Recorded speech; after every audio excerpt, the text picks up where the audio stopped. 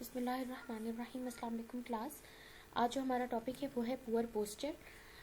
हम इसके बारे में पढ़ेंगे कि इसमें हम देखेंगे कि जो हमारे नॉर्मल स्पाइनल कर्व्स हैं, जिसमें मैंने आपको बताया था कि दो हमारे प्राइमरी कर्व्स होते हैं, दो हमारे सेकेंडरी कर्व्स होते हैं। जो हमारे सेकेंडरी कर्व्स हैं वो हमारे हैं सर्वाइकल एंड लंबर, ठीक है। और ये दोनों क्या हैं, लॉर्डोटिक कर्व हैं। और बाकी जो हमारे सैक्रल और थोरेसिक हैं वो हमारे प्राइमरी कर्व्स हैं, ठीक है। क्योंकि जब बच्चा पैदा होता है उसकी सी शेप्ड स्पाइन होती है, फिर जब आहिस्ता आहिस्ता गर्दन उठाने की कोशिश करता है देन सर्वाइकल बनती है, फिर जब बड़ा होता जाता है और तो ग्रेजुअली आपकी लंबर स्पाइन बनना स्टार्ट हो जाती है, ठीक है। उसका कर्व बनना स्टार्ट हो जाता है। तो इन कर्व्स को जिस तरह हमने बताया कि लंबर का कर्व लॉर्डोसिस है, उसे लॉर्डोसिस ही कहेंगे, बट जब वो इंक्रीज्ड लंबर लॉर्डोसिस हो जाएगा, ठीक है। ये हम आगे देखेंगे कंडीशन क्या है। इंक्रीज लंबर लॉर्डोसिस होगा, वैसे नॉर्मल पोजीशन वही है, कर्व हम उसे लॉर्डोसिस ही कहेंगे, लेकिन जब वो इंक्रीज और ज़्यादा इंक्रीज उसकी वो शेप चली जाएगी तो फिर हम उसे उस कर्व को हम हाइपरलोडोसिस कह देते हैं, ठीक है। तो एक जो नॉर्मल कर्व है लोडोसिस, और एक जो उसमें एबनॉर्मेलिटी के साथ है तो हम उसे लोडोसिस कह रहे हैं, ठीक है। सो स्टार्ट करते हैं। पुअर पोस्चर, उसमें यही आपको बताया था कि जो गुड पोस्चर से जो डेविएशन है, जाहिर बात है वो आपकी क्या हो जाएगी, पुअर पोस्चर हो जाएगी, ठीक है। ये हम सब चीज़ें डिस्कस कर चुके थे कि पुअर पोस्चर की कॉजेज़ क्या हैं, बैड हैबिट्स हैं, ठीक है। फिर साइकोलॉजिकल कोई इश्यूज हो सकते हैं, वो पुअर पोस्चर की कॉज, ये मैंने पहले वाली स्लाइड ही बीच में डाल दी है। मैंने इसे डिलीट करना था बट आई गेस मेरे से नहीं हुआ, मैं भूल गई हूँ वो करना, ठीक है। और फिर हमने देखा था कि इस तरह कुछ जो ऐसा भी हो सकता है कभी कभी, जिस तरह आप लोगों ने देखा होगा कि एक अगर किसी की कोई फ्रैक्चर हुआ है बोन का, ठीक है, किसी का एक्सीडेंट हुआ था और उसका बोन बहुत बुरे तरीके से क्रश हो गई थी, ठीक है, दरमियान से, तो क्या करते हैं, उस क्रश वाले पार्ट को निकाल देते हैं और बोन को दोबारा, ठीक है, जब वो जुड़ती है बोन आपस में, तो एक बोन बड़ी हो जाती है लंबी, जैसे टांग की मैं हड्डी की बात कर रही हूँ, मैं फीमर की बात कर रही हूँ, थाई की बोन की बात कर रही हूँ, तो एक बड़ी हो जाती है और एक छोटी हो जाती है, ठीक है। उसकी वजह से भी जाहिर बात है जब एक टांग लंबी और एक टांग छोटी हो जाएगी तो ऑटोमेटिकली स्पाइन का कर्व भी चेंज हो जाएगा, पोस्चर भी आपका गुड से बैड में चला जाएगा, ठीक है। तो बहुत सारी ये चेंजेस होती हैं जिसकी वजह से फिर एक मसल, फॉर एग्जांपल आपके जो आगे इंटीरियर साइड के मसल्स हैं अगर वो टाइट हो गए हैं और पीछे वाले मसल्स आपके रिलैक्स हो गए हैं, लंबर स्पाइन के पीछे जो लगे हुए हैं पोस्टीरियर साइड पर, तो उसकी वजह से भी मस्कुलर इम्बैलेंस की वजह से भी पोस्चर ख़राब हो जाता है, ठीक है। ये हम चीज़ें हमने देखी थी। फिर कुछ ऐसे होते हैं, जॉब हमारी पोजीशन ऐसी होती है, जैसे स्टूडेंट्स होते हैं वो सर झुका के आगे लैपटॉप में, जिस तरह भी आप लोग बैठे मेरा लेक्चर सुन रहे होंगे, तो लैपटॉप में ऐसे करके सर आगे झुका कर ऐसे सुनने की कोशिश करते हैं, ठीक है। फिर जब थक जाते हैं तो पीछे गर्दन सोफे के ऊपर ऐसे करके रख लेते हैं पीछे से। अब आप खुद अपना हाथ लगा कर देखें पीछे सर्वाइकल स्पाइन में कि वैसे नॉर्मल स्पाइन हमारी सर्वाइकल लॉर्डोसिस है, लेकिन अब आपने थक कर जब पीछे सोफे के ऊपर सर लगाया है तो वो क्या हो गई, वो हाइपर लॉर्डोसिस में चली गई, ठीक है, वो इंक्रीज लॉर्डोसिस हो गया। तो ये भी पुअर पोस्चर है, ठीक है। ये चीज़ें ऐसे करके होती हैं। और जो पुअर पोस्चर है, जाहिर बात है उसके अंदर क्या है, आपके रेस्पिरेटरी मसाइल आ जाएंगे जब आपके मसल्स सही तरीके से एफिशिएंट नहीं होंगे। जैसे फॉर एग्जांपल हमारी थोरेसिक स्पाइन है, उसके आगे आगे क्या क्या उस वाले देखें, जो थोरेसिक स्पाइन है वो थोरेसिक कैविटी को उसने ठीक है, उसके साइड पे क्या है, थोरेसिक कैविटी है, थोरेसिक कैविटी के अंदर हमारा दिल पड़ा हुआ है, हमारे लंग्स पड़े हुए हैं, ठीक है, मेन सारी चीज़ें पड़ी हुई हैं। अब जब आपका स्पाइन का कर्वेचर वहाँ से ख़राब है, ठीक है, तो जाहिर बात है आपकी रिब्स की वो सारी चीज़ें जो उसका रिदम है वो भी डिस्टर्ब हो जाएगा, तो सांस फूल जाएगा, अभी थोड़ा सा इंसान चलेगा, ठीक है, तो सांस के मसले पैदा हो सकते हैं, सर्कुलेटरी प्रॉब्लम्स हो सकते हैं। जाहिर बात है जब सांस सही नहीं लेगा तो ऑक्सीजन भी सही तरीके से जितनी रिक्वायर्ड है वो नहीं मिलेगी, तो सर्कुलेटरी एफिशिएंसी और रेस्पिरेटरी एफिशिएंसी दोनों डिक्रीज हो जाती हैं, ठीक है। फिर साइकोलॉजिकल इश्यूज आ जाते हैं, और जाहिर बात है एक गुड पोस्चर है उससे आप ज़्यादा अच्छे तरीके से काम कर सकते हैं, ज़्यादा फास्ट आप चल सकते हैं। और अगर एक पुअर पोस्चर वाला बंदा है, ज़्यादा एनर्जी उसकी कंज्यूम होगी, अभी थोड़ा सा ही चलेगा एनर्जी ज़्यादा लगेगी। गुड पोस्चर वाला तकरीबन 20 मिनट तक भागता रहेगा, इतना थकेगा नहीं जितना पुअर पोस्चर वाला 5 मिनट भागेगा और थक जाएगा, ठीक है, क्योंकि हाई एनर्जी एक्सपेंडिचर उधर ज़्यादा है, फटीक जल्दी हो जाते हैं, ठीक है। अब देखें एनालिसिस ऑफ पोस्चर में अगर हम देखें, ये मैंने बताया है कि लॉर्डोसिस, अच्छा इस चीज़ को समझने की बहुत ज़्यादा ज़रूरत है। आपको ये पता है कि लॉर्डोसिस क्या होता है, अगर मैं आपको इस पिक्चर में दिखाऊं, ठीक है, दिस इज ये मैं लेजर पॉइंटर ऑन कर लूँ। दिस इज नॉर्मल स्पाइन, ठीक है, नॉर्मल कर्वेचर ऑफ स्पाइन। कि जो सर्वाइकल ये पीछे से है, दिस इज लॉर्डोसिस, ठीक है, ये ऐसे करके बन रही है। ये खाली हमें जो नजर आ रहा है यहाँ तक नहीं है, ये आप यहाँ तक इसे एक्सटेंड, ये हम पेन से देख लेते हैं, ठीक है, ये देखें ऐसे करके, ठीक है। ये हमारी क्या है, सर्वाइकल स्पाइन है। ये वाली हमारी कौन सी है, दिस इज, सॉरी यहाँ से अगर हम इसे स्टार्ट करें, this is thoracic spine, this is cervical spine, फिर ये हमारी आ जाती है लंबर, और ये हमारी आ जाती है सैक्रल, ठीक है। तो लंबर और सर्वाइकल क्या है, लॉर्डोसिस है। लॉर्डोसिस यानी कि इंटीरियर कन्वेक्स है, कन्वेक्स, दिस इज कॉन्वेक्स, ये वाली सरफेस बाहर से कॉन्वेक्स है, और ये अंदर वाला जो है दिस इज कनकेव, ठीक है। तो वो क्या होती है, बाहर से कनकेव होती हैं। जो लॉर्डोसिस है वो कनकेविटी पोस्टीरियरली होती है, और इंटीरियरली क्या होती है, कन्वेक्सिटी होती है, ठीक है, लॉर्डोसिस कर्व में। और जो काइफोटिक कर्व्स हैं, जो कि हमारे नॉर्मल कर्व्स हैं, थोरेसिक एंड सैक्रल, वो क्या होती है, कन्वेक्सिटी उसके अंदर पोस्टीरियरली होती है और कनकेविटी उसके अंदर एंटीरियरली होती है, ठीक है। ये देखें, ये वाली जो सरफेस है कनकेव है, ठीक है। तो अब देखें, अगर अब इस बंदे का क्या हो गया, ये अब हम देख रहे हैं ये वाला पोस्चर, हम देख रहे हैं लंबर लॉर्डोसिस। लॉर्डोसिस में हम ये भी कह सकती हैं increased in interior convexity, this is lumbar lordosis. Increased in posterior concavity, this is lumbar lordosis. एक ही डेफिनेशन है, सिर्फ मैं वर्ड चेंज कर रही हूँ, ठीक है। जाहिर बात है, जब ये बंदा अभी ऐसे है, अभी ऐसे चला गया, तो कन्वेक्सिटी इंटीरियरली इंक्रीज हो गई, कनकेविटी पोस्टीरियरली इंक्रीज हो गई। सो क्या है, अगर मैं कह दूं increased convexity interiorly, lumbar lordosis, ठीक है, एबनॉर्मल पोस्चर अब मैं बता रही हूँ। देन इंक्रीज्ड कनकेविटी पोस्टीरियरली, ये भी लंबर लॉर्डोसिस। अब ये देखें, अब ये बंदा, पहले ये स्पाइन ऐसी है, पहले ये स्पाइन ऐसी है नॉर्मल, ठीक है, ये बिल्कुल, अब वो मैं पेन से ड्रॉ कर रही हूँ, उस तरह से रेगुलर नहीं बन रहा होता। ये स्पाइन क्या है आपकी, नॉर्मल स्पाइन है।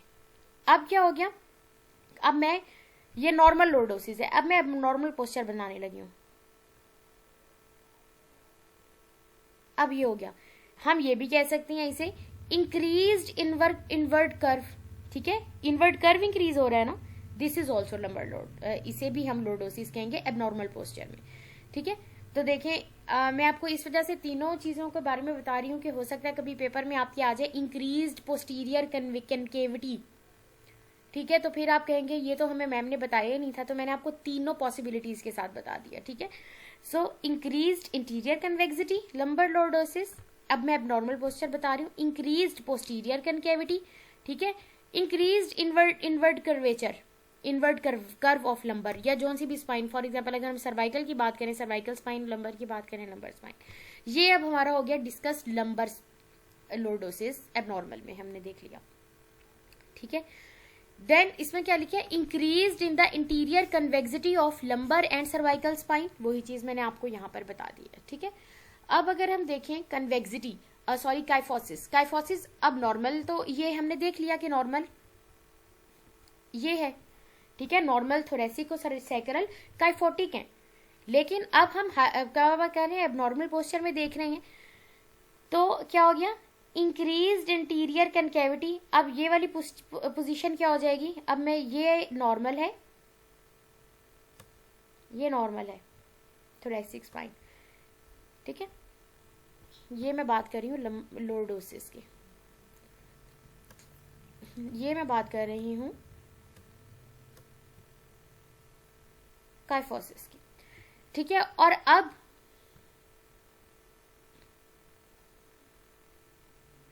ये हो गया थोरेसिक काइफोसिस, ठीक है, इंक्रीज्ड काइफोसिस हो गया। अब तो अब इंक्रीज्ड इंटीरियर कनकेविटी, ठीक है, काइफोसिस, इंक्रीज्ड पोस्टीरियर कन्वेक्सिटी, ये भी काइफोसिस हो गया, ठीक है। इंटीरियर पोस्टीरियर का जहन के अंदर रखना है, याद करके देखेंगे तो कोई मसला नहीं है, ठीक है। या इसमें ये हम करें increased posterior curve, this is kyphosis, ठीक है। और हम ये देखेंगे बाकी स्कोलियोसिस का, मैं इन दोनों को अच्छे तरीके से आपको मेमोराइज कराने के बाद, क्योंकि मेरी हमेशा कोशिश ये होती है कि जब मैं लेक्चर डिलीवर कर रही हूँ तो एटलीस्ट 50-60% आप लोगों को उस वक्त कॉन्सेप्ट क्लियर हो जाए। कॉन्सेप्ट मतलब आपके 60-70% आपने कॉन्सेप्ट क्लियर करना है और उसके बाद आप मेमोराइज करेंगे, ठीक है। सो अब अगर हम पढ़ेंगे तो आपको मसला नहीं होगा। अभी स्कोलियोसिस को मैं डिस्कस नहीं करी, पहले हम इन पे चलेंगे, ठीक है। अच्छा, अब काइफोसिस मैं आपको बता रही हूँ इंक्रीज इन इंटीरियर कनकेविटी, ठीक है, दिस इज काइफोसिस। अब देखें, अब ये वाली पोजीशन देखें, इस वाली पोजीशन को एज्यूम करें, बनाकर देखें ऐसे। इसके अंदर अब देखें क्या है, जब हम इस तरह करके आते हैं हमारे शोल्डर्स राउंडेड हो जाते हैं। और वैसे हमारे शोल्डर्स हमने देखा था जब लाइन ऑफ ग्रेविटी पास की थी, हमने बॉडी में से करवाई थी मैंने आपको कि ऐसे ऐसे वो पास करती है, ठीक है। तो हमने क्या देखा था कि जो आपकी शोल्डर्स हैं वो रिट्रैक्टेड है, पीछे की तरफ होती हैं, ठीक है। अब उसके बंदे के शोल्डर आगे की तरफ चले गए और गर्दन सामने की तरफ झुकी हुई है, थोड़ी सी सामने की तरफ झुकी हुई है, और पीछे से ये थोरेसिक वाला एरिया है, ठीक है। इसके मसल्स क्या हो जाएंगे, आप देखें यहाँ के जो मसल्स हैं, एक ये चेस्ट के मसल्स हैं, ये सामने चेस्ट के मसल्स हैं, और ये पीछे क्या है आपकी अपर बैक के मसल्स हैं। अब ये आगे इसने गर्दन झुकाई है तो ये क्या हो जाएंगे, उनमें लेंथनिंग हो जाएगी, स्ट्रेच हो रही है वो जरूरत से ज्यादा, ठीक है। तो स्ट्रेच हो के क्या हो जाएंगे, वीक,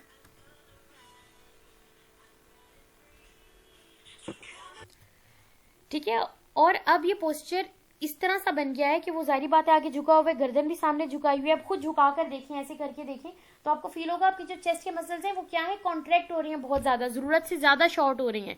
तो वो क्या हो जाएंगे, वो टाइट हो जाएंगे, टाइट हो जाएंगे चेस्ट के मसल्स। और चेस्ट के मसल्स कौन से होते हैं, यहाँ पे हमारे लगे हुए पेक्टोरल्स लगे होते हैं, पेक्टोरलिस मेजर एंड माइनर, ठीक है।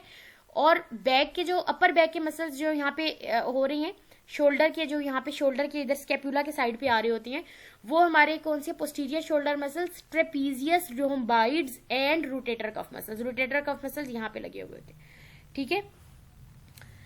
सो अभी इन हम मसल्स के ऊपर नहीं जा रहे क्योंकि अभी शायद आप लोगों ने ये पढ़े भी नहीं होंगे, ठीक है। लेकिन मैं आपको ये बता रही हूँ क्योंकि अगर मैं ये सब कुछ नहीं बताऊंगी तो आपको समझ सही नहीं आएगा, ठीक है।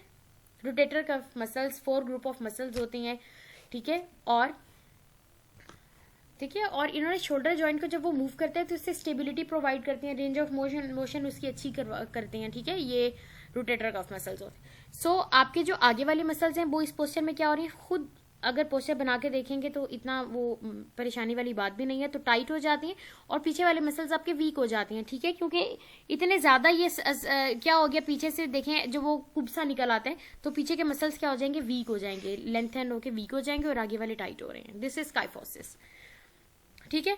अब हम बात कर रहे हैं लंबर लॉर्डोसिस। लॉर्डोसिस जो मैंने आपको बताया है कि हर किसी का एक नॉर्मल लॉर्डोटिक कर्व है, जो कि सर्वाइकल है और जो कि लंबर है। अब हम बात करें जब ये पोस्चर एग्जेजरेट हो जाएगा, स्पाइनल कर्व जो हम लॉर्डोसिस वाला है वो इंक्रीज हो रहा है। अभी इसमें मैं लंबर लॉर्डोसिस यहाँ पे आपको बताने लगी हूँ। उसमें क्या हो रहा है, स्पाइन कर्व इनवर्ड आगे की तरफ चलेगी और ज्यादा, इसकी वजह से बैक पेन हो रहा है। अब आप देखें, इस तरह पेट सामने निकाल कर देखें अपना, ठीक है। ऐसा पोस्चर बना कर देखें, इस तरह वाला पोस्चर जो मैंने आपको ये बताया, ऐसा वाला पोस्चर कि पेट सामने निकला हुआ है। अब आपका इस वाले पोस्चर के अंदर क्या होता है, आपके एब्डोमिनल्स क्या हो जाते हैं, वीक हो जाती हैं। इस वाले पोस्चर के अंदर जब आपने इस तरह बेली सामने निकला हुआ होता है, जाहिर बात है क्यों बेली सामने निकल गया, क्योंकि एब्डोमिनल मसल्स इतने पावरफुल, इतने स्ट्रेंथ में नहीं है कि वो आपके बेली को कंट्रोल कर सकें, वो आगे की तरफ चला जाता है बेली। तो वो क्या हो जाते हैं, एब्डोमिनल मसल्स वीक हो जाती हैं। और हमेशा ये जब टाइटनेस होती है क्रॉस मैनर के अंदर हो रही है। देखें जैसे एब्डोमिनल्स जब वीक होंगे, ठीक है, तो आपके जो क्रॉस मैनर में मैं कह रही हूँ, यानी कि जो उसके ऑपोजिट साइड पर है, वीक अगर एब्डोमिनल्स आगे की तरफ चले गए, इसका मतलब है यहां से अगर आप इस पिक्चर को देखें, इस वाली पिक्चर को देखें, ये जो आगे वाले मसल्स हैं लंबर लॉर्डोसिस में, ठीक है, ये क्या हो गया, लेंथनिंग हो गई है ना, क्या इसके आगे जो मसल्स लगे हुए, पेट आगे निकल गया है, लंबे हो गए हैं, यहाँ पर देखें लंबे हो गए हैं। और जो पीछे वाले मसल हैं, अब इस कर्व को ये देखें ऐसे कर दिया मैंने, इस कर्व को आगे वाले मसल्स लेंथनिंग हो गई, ये पीछे स्पाइन है, लंबर स्पाइन, आगे वाले मसल्स की लेंथनिंग हो गई और पीछे वाले जो मसल्स हैं वो क्या हो गए, पहले इस शेप के अंदर थे, नॉर्मल में इस शेप के अंदर थे, इतने अपनी सही वाली पोजीशन में थे, अब वो क्या हो गए, शॉर्ट हो गए हैं। तो आगे वाले मसल्स वीक हो गए और पीछे एब्डोमिनल्स अगर आगे हैं तो पीछे लंबर के एक्सटेंसर्स हैं, लंबर के एक्सटेंसर्स क्या हो गए, टाइट हो गए। ठीक है, ठीक है, ये इसके अंदर होता है। और अगर हम इसी तरह ही देखें, अगर ये पोजीशन, ये मैं वैसे आपको एक इस पे सेपरेट लेक्चर बताऊंगी कि upper cross and lower cross syndrome जो होते हैं वो एक सेपरेट लेक्चर आपको मैं दूंगी इसके ऊपर। बट अभी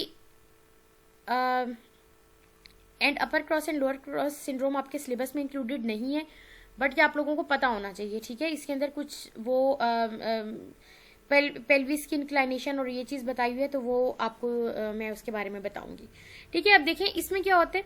अब आप इस वाली पिक्चर में ही देखें कि जब यहाँ के मसल्स टाइट हो गए हैं, आपके स्पाइन के पीछे से एक्सटेंसर्स और यहाँ से आपके एब्डोमिनल मसल्स क्या हो गए हैं, वीक हो गए हैं। अब नीचे लिखा हुआ है टाइट इलियोसॉस, ये आपकी पेल्विस का मसल है। ठीक है, पेल्विस को भी फ्लेक्स करवाता है। आप ये आपका जो ट्रंक को, ये जो इलियोसॉस है आपके ट्रंक, आपके जो ट्रंक है ये ऊपर वाला, ठीक है, this is your trunk, trunk को आपकी पेल्विस के ऊपर क्या करवाता है, फ्लेक्स करवाता है और साथ हिप की भी फ्लेक्शन करवाता है। ये क्या हो जाएंगे, ये आपके मसल्स, जब आपका ये वाला पोजीशन बनती है ना, ये वाली, ये जो थर्ड वाली पोजीशन बनती है, आप देखें आपकी टांग पहले इस तरह है, अब थोड़ी सी आगे शिफ्ट हो गई है। इसका मतलब है कि ये जो इलियोसॉस है ये टाइट हो गया पीछे से।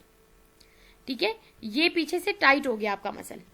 ये आगे से ये वाला जहाँ यहाँ पे मसल लगा हुआ है इलियोसॉस, देखें आपका बेली आगे चला गया है। और आप अगर इस पे बनाकर ही पोजीशन देखें तो आपको खुद फील होगा कि ये जो आगे इलियोसॉस यहाँ पे मसल लगा है ये टाइट आपका मसल हो गया। ठीक है, और आपके ज़ाहिरी बात है, अगर आपका आगे वाला इलियोसॉस टाइट हो गया है तो इससे पीछे क्या है, हिप के एक्सटेंसर्स हैं लगे हुए, यहाँ पे क्या लगे हुए हैं, हिप के एक्सटेंसर्स। ये टाइट हो गया तो ये क्या हो जाएंगे, ये वीक हो जाएंगे, लेंथनिंग हो जाएगी इनके अंदर। ठीक है, ये लंबे हो जाएंगे, लेंथनिंग हो जाएगी। सो टाइट एब्डोमिनल्स और पीछे क्या हो जाएंगे, वीक आपके एक्सटेंसर्स। और इसी तरह ही जब आपके इलियोसॉस टाइट होगा तो उसके पीछे वाले जो मसल हैं, ग्लूटियस मैक्सिमस, मीडियस, मिनिमस, वो क्या हो जाएंगे, वीक हो जाएंगे। इसी को ही हम इस तरह क्रॉस सिंड्रोम भी कहते हैं, लोअर क्रॉस सिंड्रोम के क्या है, ये क्रॉस वे में देखें, weak abdominals and weak gluteus maximus, ये ऐसे करके उन्होंने बताया हुआ है। Weak abdominals, weak gluteus medius maximus and minimus, यानी कि जो आपके हिप के एक्सटेंसर्स हैं, और ये वाले जो इलियोसॉस यानी कि हिप के फ्लेक्सर्स टाइट, और साथ ही आपके क्या है, ट्रंक के जो एक्सटेंसर्स हैं वो भी टाइट हो गए। ठीक है, ये इस तरह क्रॉस मैनर में चलती है, तो इस वजह से इसे क्रॉस सिंड्रोम भी कह देते हैं। सो यही इसके अंदर लिखा हुआ है। उसके बाद हम देख लेते हैं स्कोलियोसिस। ठीक है, स्कोलियोसिस क्या है, lateral curvature of spine. Lateral curvature of spine के अभी ये स्पाइन बिल्कुल ये मैं लेजर पॉइंटर ऑन कर लूं कि लेजर अभी बिल्कुल सीधी स्पाइन है, जो हम पोस्टीरियर इंटीरियर व्यू से देख रहे हैं बिल्कुल सीधी है। अब लेटरल कर्वेचर बन गया है, यानी कि क्या है, एक साइड वेज के ऊपर जो है ना, ये साइड वेज कर्वेचर बन गया है। ठीक है, साइड पे। अब पहले हमने एक बंदे को इस तरह करके ये देख रहे हैं, साइड से देख रहे हैं, और अब हम ये पीछे से देख रहे हैं कि ये हम पोस्टीरियर व्यू से देख रहे हैं कि उसके अंदर कर्वेचर ऐसा करके बन गया।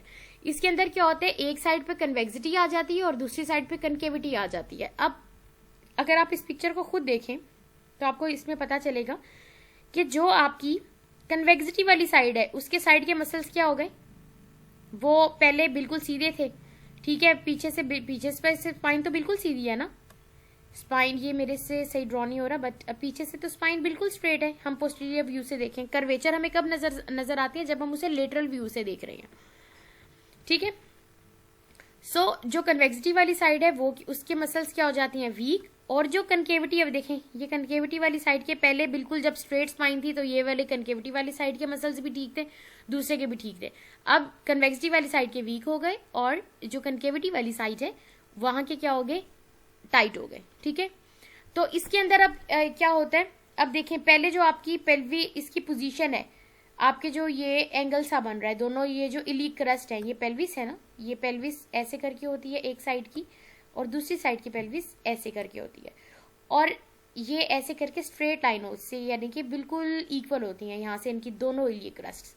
ठीक है, अब देखें इसके अंदर क्या हुआ। इसके अंदर क्या हुआ, मैं आपको एक पिक्चर में दिखाती हूँ।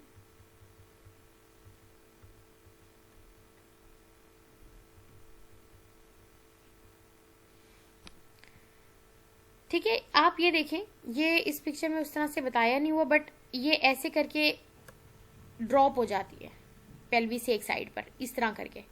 ठीक है, ऐसे करके एक साइड पे ड्रॉप हो जाती है पेल्विस। एक साइड का जो हिप है वो लोअर साइड पे आ जाता है और दूसरा हिप जो होता है वो अपर साइड पे आ जाता है।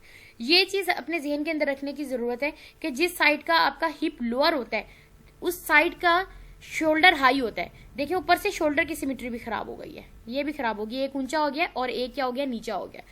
ठीक है, उस साइड का शोल्डर ऊंचा क्यों होते हैं, क्योंकि जाहिर बात है हमारी पेल्विस, आप खुद खड़े होकर ये चीज करके देखें, जब हमारी हिप को एक साइड पे गिराएं, जब यूं ही आप उसे लोअर करेंगे हमारा पोस्चर शोल्डर जो है वो नीचे जिस साइड पे हिप ड्रॉप हुआ है उस साइड पे चला जाएगा। लेकिन फिर हमारे जो पोस्चरल मैकेनिज्म है हमारे फौरन से हमारे ब्रेन में जाएगा कि नहीं अपना कंधा ठीक कर लें। आप फौरन से हम क्या करेंगे, अपने एक कंधे को अपना ऊंचा कर देंगे और यही वाला काम इस कंधे के साथ हुआ हुआ है। ठीक है, तो ये जिस साइड का पेल्विक ड्रॉप होता है उसी साइड का, उस साइड का जो शोल्डर होता है वो हाई होता है। ठीक है, सो स्कोलियोसिस में क्या होते हैं, अनइवन शोल्डर है, एक कंधा ऊपर होता है एक कंधा नीचे होता है। इसी तरह ही हिप का भी क्या है, एक हिप हाई होता है और एक हिप क्या होता है, ड्रॉप होता है।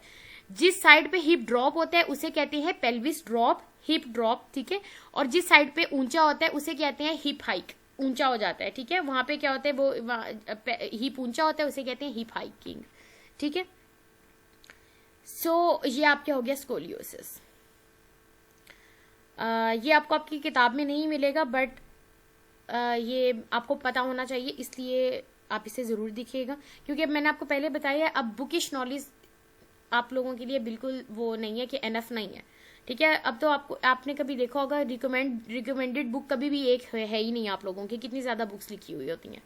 ठीक है, सो एबनॉर्मल पोस्चर कैसे होता है, हाई हील्स की वजह से। जाहिर बात है जब हम हाई हील्स अगर पहनते हैं तो हमारा लंबर लॉर्डोसिस इंक्रीज हो जाता है। स्कोलियोसिस में अब प्रॉब्लम क्या है, जाहिर बात है अब देखिए स्कोलियोसिस है इस जगह पे आया हुआ, ये हम यहाँ पर देख रहे हैं कि ये देखिए थोरेसिक वाली जगह पे स्कोलियोसिस है। तो उसकी वजह से क्या है, जो अंदर थोरेसिक में जितने भी रीजन में चीजें पड़ी हैं, हमारे लंग्स हैं, वो सारी क्या है उनकी रेस्पिरेटरी कॉम्प्लिकेशंस होंगी इसके अंदर और ये वाली चीजें प्रॉब्लम आएगी।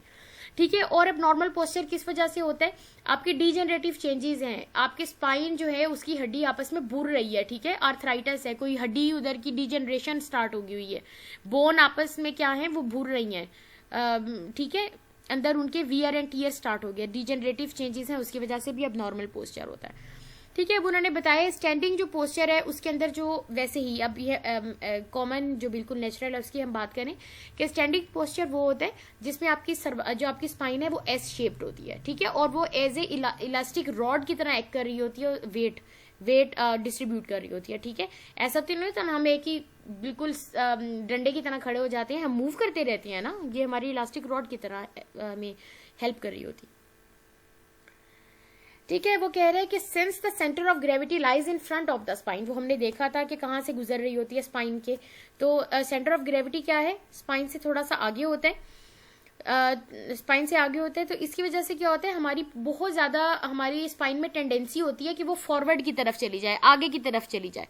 इससे क्या होता है, हमारे जो बैक के मसल्स हैं जिसे हम एक्सटेंसर्स कहते हैं, जो हमारे कमर पे पीछे लगे हुए हैं, वो क्या करते हैं, वो कॉन्ट्रैक्ट रखते हैं, वो आगे की तरफ नहीं जाने देते। वरना हमारी स्पाइन की टेंडेंसी क्या होती है कि वो आगे की तरफ चली जाए। ठीक है, आगे फॉरवर्ड की तरफ मूव कर जाए, फॉरवर्ड बेंडिंग हो जाए उसके अंदर। लेकिन अल्लाह ताला ने जो हमारे पीछे बैक के मसल्स हैं, पोस्टीरियर मसल्स हैं, लिगामेंट्स हैं, वो क्या करते हैं, हमारे स्टैंडिंग पोस्चर को मेंटेन रखते हैं कि बिल्कुल सीधी आपकी स्पाइन ऐसी रहे, बिल्कुल सीधी रहे, बिल्कुल आप स्टैंडिंग पोस्चर जो है वो आपका बिल्कुल मेंटेन रहे। ठीक है, स्टैंडिंग पोस्चर, इरेक्ट पोस्चर में आपके क्या है, आपके जो इरेक्टर स्पाइनी मसल्स हैं जो कि ट्रंक के एक्सटेंसर्स हैं, ठीक है, फिर इसी तरह ही आपके बैक के भी एक्सटेंसर्स हैं, लोअर बैक के भी, वो आपके इरेक्ट पोस्चर को मेंटेन करते हैं। स्लाउस्ड पोस्चर जो होता है, स्लाउस्ड पोस्चर जिसमें आप कंधे आगे की तरफ कर लेते हैं और ऊपर से कुब्सा निकाल देते हैं, ठीक है, तो उसमें क्या होता है, फिर लीगामेंट्स पे जाहिर बात है जोर डल जाता है। जब हम इस तरह करते हैं तो जब मसल्स के ऊपर से वो साथ में फिर क्या है, फिर लीगामेंट्स के ऊपर जोर उनमें चला जाता है, ठीक है। स्टैंडिंग में कभी कभी हम स्लाउस्ड पोस्चर भी बना लेते हैं। दो ये अगर कॉन्टिन्यूस हम बनाएंगे स्लाउस्ड पोस्चर तो ये एबनॉर्मल जो पोस्चर है वो परसिस्ट कर जाएगा इंसान में, ठीक है।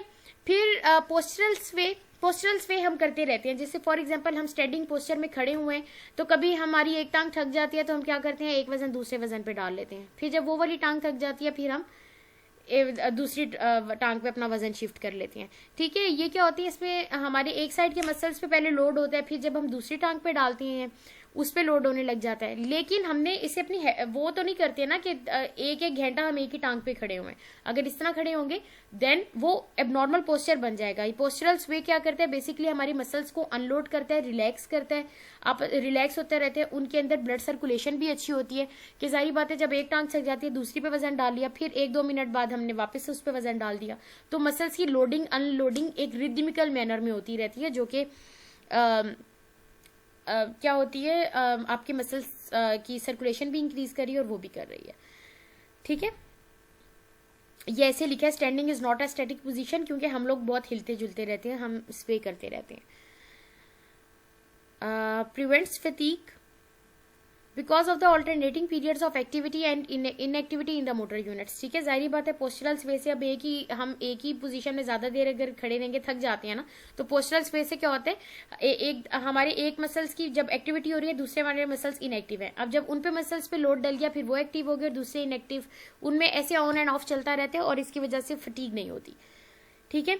और ये क्यों होती है पोस्चरल स्वे, विजन, ठीक है, ये मैंने आपको बताया था पोस्चरल मैकेनिज्म जब पढ़ा था कि विजन भी हमारे बैलेंस को कंट्रोल करता है। देन फुट प्रोप्रियोसेप्टर्स जो कि उसे कंट्रोल कर रहे होती हैं, कैसे जब हमारे जॉइंट पे वेट डलता है तो फौरन से एफरेंट जो पाथवे के थ्रू हमारे ब्रेन पे वजन सिग्नल जाता है और देन ब्रेन का वापस सिग्नल मैसेज वापस वो जब इफरेंट पाथवे के जरिए आता है और वो फिर कहते हैं नहीं आप ठीक हो जाए फौरन से कि आप गिर जाएंगे वरना। So this is proprio function of proprioceptor, कि वो आपकी ये जो पोजीशन है, ठीक है, पोजीशन को वो बेहतर करने में इनका बहुत हेल्प करते हैं ये, ठीक है। सो पोस्चरल जो स्वे है इन स्टैंडिंग पोजीशन, कैसे पोस्चरल स्वे जो हम इधर उधर होते रहते हैं, ये जो हमारे पीछे मसल्स लगे हुए हैं बैक के, इरेक्टर स्पाइनी मसल्स हमें हेल्प कर रहे हैं, एब्डोमेन के मसल्स हेल्प कर रहे हैं। सॉस मेजर जो मैंने आपको अभी बताया है, जो ट्रंक की फ्लेक्जन, ट्रंक क्या है जो ऊपर से हमारा धड़ है, दिस इज ट्रंक और ट्रंक, ठीक है। ये जो सॉस मसल है वो क्या कराता है, ट्रंक की पेल्विस के ऊपर फ्लेक्जन करवाता है, ठीक है। देन हिप का फ्लेक्सर भी है ये। सो ये स्टैंडिंग पोस्चर ये मेंटेन करते हैं। आइडियल स्टैंडिंग पोस्चर क्या है, जिसमें लाइन ऑफ ग्रेविटी आपकी कैसे रन कर रही है, through the mastoid process, just in front of the shoulder joint, just behind the hip joint, just in front of the centre of the, ये बेशक आप जो एक आपको मैंने बताई है वही याद कर लें। मेस्ट्रॉइड प्रोसेस क्या है, मेस्ट्रॉइड प्रोसेस ये हमारी स्कल पे एक प्रोजेक्शन है, टेम्पोरल जो बोन होती है उसकी, तो वो अभी आप लोगों ने पढ़ी भी नहीं है। सो जो मैंने आपको स्टैंडिंग पोस्चर एक बताया हुआ है, आइडियल स्टैंडिंग पोस्चर, ठीक है। मेस्ट्रॉइड जो प्रोसेस है ना वो बेसिकली यहाँ पे करके होते हैं, मैं अगर आपको दिखाऊं इस जगह पे होता है मेस्ट्रॉइड प्रोसेस, ठीक है। सो आप जो लाइन ऑफ ग्रेविटी मैंने आपको एक बताई हुई है आप उससे अपने जहन के अंदर रखें, ठीक है, ये वही दिखाया हुआ है, ठीक है। फिर उन्होंने बताया कि स्टैंडिंग पोस्चर जो है वो आपके ये मसल्स एक्टिवेट होते हैं इनमें स्टैंडिंग में, जैसे कि सोलियस है आपका, ये आपकी जो लोअर लेग है इधर ये मसल लगा होता है सोलियस, ठीक है।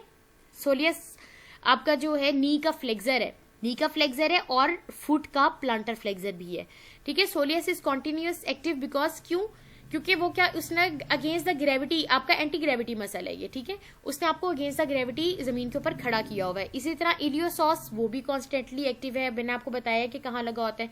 ग्लूटियस मीडियस जो है वो आपका हिप का मसल है, ठीक है। और ये टेंसर फेशिया लेटा आपके जो थाई है ना, थाई की लेटरल साइड पे लगा होता है, साइड पे लगा होता है, इधर इस जगह पे, ये यहाँ पर दिस इज, यहाँ पे टेंसर फेशिया लेटा लगा होता है, ठीक है। ये उसमें हेल्प आउट कर रहे होते हैं। देन इरेक्टर स्पाइनी मसल्स आपके ये पीछे लगे हुए होते हैं, ठीक है। पोस्टीरियर साइड से मैं आपको दिखा रही हूँ, ये यहाँ पर पीछे की तरफ इरेक्टर स्पाइनी मसल्स जो कि एक्सटेंशन करती हैं स्पाइन की, ठीक है। ये आपके क्या कर रहे होते हैं, are active to counteract gravity's tendency to pull the trunk forward, क्योंकि जमीन की जो कशिश है वो क्या करती है, वो कोशिश करती है कि हमें आगे की तरफ गिरा दे। हमारा सेंटर ऑफ ग्रेविटी भी क्योंकि स्पाइन से आगे है, तो वो हमारी बॉडी की कोशिश होती है हम आगे की तरफ गिर जाएं। तो इरेक्टर स्पाइन है जो आपके इधर पीछे मसल्स लगे हुए हैं, यहाँ पे लगे हुए हैं, वो क्या करती हैं, वो फौरन से कॉन्ट्रैक्ट करते हैं, वो कहते हैं नहीं आगे गिरना नहीं है, आप बिल्कुल सीधे खड़े हो जाएं, ठीक है। इसी तरह ही सिटिंग पोस्चर जो है रिक्वायर्स लेस एनर्जी एक्सपेंडिचर। ये पूरे पोजीशंस हैं, स्टैंडिंग पोजीशन, सिटिंग पोजीशन, ये हम लोग अभी आपके आगे हम पढ़ेंगे, जो आप फंडामेंटल पोजीशंस आपका लेक्चर उस टॉपिक है पूरा। ये जस्ट उसका एक चंक मैं आपको बता रही हूँ ताकि आपको पोस्चर के बारे में अच्छी नो हाउ हो जाए, ठीक है। तो requires less energy expenditure and imposes less load, ठीक है। सिटिंग पोस्चर में आपके लोअर लिम्ब पर लोड नहीं पड़ रहा, लेकिन प्रोलॉन्ग सिटिंग जो है वो आपकी लंबर स्पाइन को अफेक्ट करती है, ठीक है। क्योंकि प्रोलॉन्ग सिटिंग हम करेक्ट वे में तो कभी भी करते ही नहीं है, कभी हम इधर गिर रहे होते हैं, कभी हम उधर गिर रहे होते हैं, ठीक है। अनसपोर्टेड सिटिंग, यानी कि फॉर एग्जांपल कोई ऐसी चेयर है जिसके कोई सपोर्ट नहीं है, पीछे से टेक नहीं है। अनसपोर्टेड सिटिंग में क्या होता है, हमारी हाई मसल एक्टिविटी होती है, क्योंकि उसमें क्या होता है, हमारे मसल ज्यादा वर्क कर रहे होते हैं, उन्हें कोई भी उस सपोर्ट नहीं मिल रही होती है, ठीक है। तो आपके जो हाई मसल्स एक्टिविटी कहाँ पे होती है, थोरेसिक रीजन के अंदर होती है, और एब्डोमिनल्स में लो एक्टिविटी होती है। क्यों? क्योंकि जब हम बैठे हुए होते हैं और इस तरह का सिटिंग का पोस्चर अनसपोर्टेड बनाया होता है, तो हम ऐसे आगे की तरफ झुके हुए होते हैं। आगे की तरफ जब झुके होते हैं तो सारे जो आपका थोरेसिक रीजन के ऊपर बहुत ज्यादा जो लोड आया हुआ होता है, ठीक है। उधर के मसल ज्यादा एक्टिव हुए होते हैं, उनकी कोशिश होती है मैं थोरेसिक स्पाइन को सीधा कर दूं पीछे से, ठीक है। तो और एब्डोमिनल्स वैसे ही हम पेट आगे निकाल कर बैठे होती हैं जब अनसपोर्टेड सिटिंग होती है, ठीक है। और अनसपोर्टेड जो सिटिंग है वो लंबर स्पाइन पे भी बहुत लोड डाल रही है। उसमें क्या हो जाता है, बैकवर्ड पेल्विक टिल्ट। आपका ये जो है कि ये कल टॉपिक होगा जिसमें मैं आपको बताऊंगी एंटीरियर पेल्विक टिल्ट क्या है, बैकवर्ड पेल्विक टिल्ट क्या है। तो ये वाली जो स्लाइड है ये इसमें क्योंकि वो चीज़ें हैं जो कि अभी हम कल डिस्कस करेंगे, ठीक है, जिसमें मैं आपको बताऊंगी बैकवर्ड पेल्विक टिल्ट क्या है, फ्लैटिंग ऑफ लोअर बैक किस तरह से हो जाती है, पोस्टीरियर पेल्विक टिल्ट क्या है, ये हम चीज़ें उसके अंदर देखेंगे। ये मैं इसके अंदर से, इस लेक्चर के अंदर से ये वाली स्लाइड स्किप कर दूंगी, ठीक है। सपोर्टेड सिटिंग में क्या है, load on lumbar vertebra is less than unsupported sitting, ठीक है। आपकी जो अनसपोर्टेड सिटिंग से कम होगा, जब सपोर्टेड सिटिंग होगी, टेक होगी, आप सुकून से बैठेंगे, लंबर वर्टिब्रा पे भी इतना वजन नहीं डलेगा, वो सपोर्ट में रहेंगे अपनी। अब देखिए prolong sitting in flex position, जो कि आगे करके इस तरह करके आप पोजीशन बना लेते हैं और झुके रहते हैं, उसमें क्या होते हैं, आपके जो पीछे से रेक्टर स्पाइनल मसल्स हैं वो क्या हो जाते हैं, और पोस्टीरियर जो आपके लिगामेंट है, ये जो हमारी स्पाइन है, ये जो हमारी स्पाइन है इस पे रेक्टर स्पाइनी लगा हुआ है, और पोस्टीरियर लॉन्गिट्यूडनल लिगामेंट से जो पोस्टीरियर साइड पे आपके लिगामेंट्स लगे हुए हैं बहुत से हैं, वो क्या हो जाते हैं, वो लेंथनिंग पोजीशन के अंदर स्ट्रेच हुए होते हैं वो बहुत ज्यादा, ठीक है। सो अब उन्होंने बताया कि सिटिंग पोजीशन ये जो एर्गोनॉमिक इंटरवेंशन है, यानी कि जो वर्क प्लेस में हम काम कर रहे हैं, एर्गोनॉमिक इंटरवेंशन क्या होती है, यानी कि जो हम वर्क प्लेस में काम कर रहे होते हैं उसे ऐसा बनाया जाए कि हम भी जल्दी फटीग ना हो, हम काम भी अच्छा करें, ठीक है। मतलब हमारे बेनिफिट के लिए वो होती है एर्गोनॉमिक इंटरवेंशन। जैसे फॉर एग्जांपल आपके ऑफिस में जो टेबल है वो इस तरह से एडजस्ट किया जाए कि आपके जो स्पाइनल कर्व्स हैं वो अपनी पोजीशन अच्छी पोजीशन में रहें, वो उनको वो बैड पोस्चर ना अडॉप्ट कर सकें, ठीक है। तो उसमें वो यही बता रहे हैं ये हम कैसे कर सकते हैं कि हम raising the height of work station to reduce flexion of cervical and lumbar regions, ठीक है। हम उनकी हाइट को ऐसा एडजस्ट कर लें कि हमारे सर्वाइकल स्पाइन और जो लंबर स्पाइन पे जो हमारी कर्वेचर्स हैं, नॉर्मल लोडोसिस वही रहें, वो हाइपर ना हो या वो कम ना हो जाए, ठीक है। फुट रेस्ट, यानी कि जो टेबल्स हैं उस पर फुट रेस्ट हो, चेयर के ऊपर फुट रेस्ट हो, कि जिसकी वजह से आपको स्ट्रेन और स्ट्रेस आपके मसल्स पे ना हो, ठीक है। सो लिफ्टिंग उठाने का ये तरीका है कि कभी कभी ये, इसमें से आप बताएं कि कौन सा तरीका उठाने का है, अभी मैं आपको एक्सप्लेन करूंगी। अब अगर कोई चीज नीचे उठ गई है, हम क्या करते हैं, फॉर एग्जाम्पल पेंसिल नीचे गिरी है, हमारी कोशिश होती है इस तरह खड़े खड़े हम ऊपर से झुके और नीचे से पेंसिल उठा लें, जो कि इंतहाई गलत तरीका है उठाने का, ठीक है। या फिर ऐसे कि इस तरह वाला तरीका, ये भी सही तरीका नहीं है। हमने जब भी कोई भारी चीज या कोई चीज नीचे जमीन से उठानी है, सबसे हम उस चीज से सबसे पहले क्लोज होना है, ठीक है। ऐसे नहीं है कि चीज ऐसे दूर से हम उठा रहे हैं, ठीक है। पहले खुद बैठे, ठीक है, और अपना पोस्चर किस तरह का रखना है आपने, अपराइट रख के, और फिर आपने चीज को लिफ्ट करना है। वो चीज आपके करीब होनी चाहिए, ऐसे दूर से जिस तरह हम लोगों की कोशिश होती है उठाने के लिए, वो सही पोस्चर नहीं है। लिफ्टिंग में अगर इस वाली पोजीशन में, ये वाली जो पोजीशन है, इसमें बैक इंजरी हो सकती है, डिस्क के जो है वो हर्निएशन के चांसेस हैं। ये वाली इंजरी सेफ, ये वाली जो पोजीशन है ये सेफेस्ट पोजीशन है। ओके क्लास, ये मैंने आपको बता दिया है। सी वाली जो पोजीशन में क्या है, वेट आपका फॉर फ्रॉम द बॉडी है। ए में जो है ये इसे लेग लिफ्ट टेक्निक कहते हैं, और जो बी है is no better than the back lift, ठीक है। ये जो बैक लिफ्ट है क्या है, हमने देखें कैसे कमर को उठाया हुआ है, इसे हम इस पोजीशन को ये बैक लिफ्ट कह रहे हैं।